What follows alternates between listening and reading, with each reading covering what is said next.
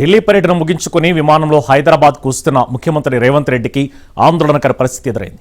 శంషాబాద్ ఎయిర్పోర్ట్లో నిన్న రాత్రి వాతావరణం అనుకూలించకపోవడంతో ఆయన ప్రయాణించిన విమానం ల్యాండింగ్కి ఇబ్బందులు ఏర్పడ్డాయి. దీంతో విమానం కొంత సమయం గాల్లో చక్కర్లు కొట్టాల్సి వచ్చింది.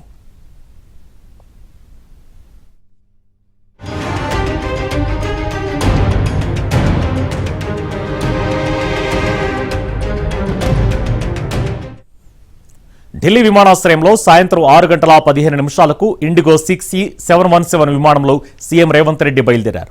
రాత్రి 8:30 ఆ విమానం శంషాబాద్ ఎయిర్పోర్టుకు వద్దకు చేరుకుంది. అయితే ల్యాండింగ్కు వాతావరణం అనుకూలంగా లేకపోవడంతో ఏటీసీ అధికారుల సూచనల మేరకు పైలట్ విమానాన్ని దాదాపు 23 నిమిషాల పాటు గాల్లోనే చక్కర్లు కొట్టించారు. విమానంలో సీఎంతో పాటు 200 మంది ప్రయాణికులు ఉన్నారు. విమానం గాల్లో చక్కర్లు కొట్టడంతో ప్రయాణికులు తీవ్ర భయాందోళనకు గురయ్యారు. తర్వాత వాతావరణం అనుకూలించడంతో రాత్రి 8:53 విమానం సురక్షితంగా ల్యాండ్ అయింది. దీంతో ప్రయాణికులు ఊపిరి పీల్చుకున్నారు.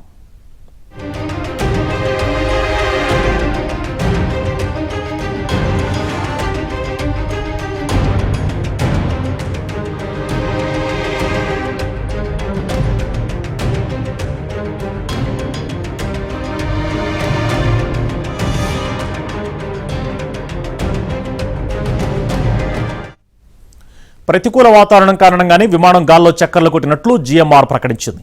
ఎలాంటి ప్రమాదం జరగలేదని తెలిపింది. విమానం గాల్లో చక్కర్లు కొట్టడంపై సీఎంఓ అధికారులు ఆరా తీసినట్లు తెలిసింది.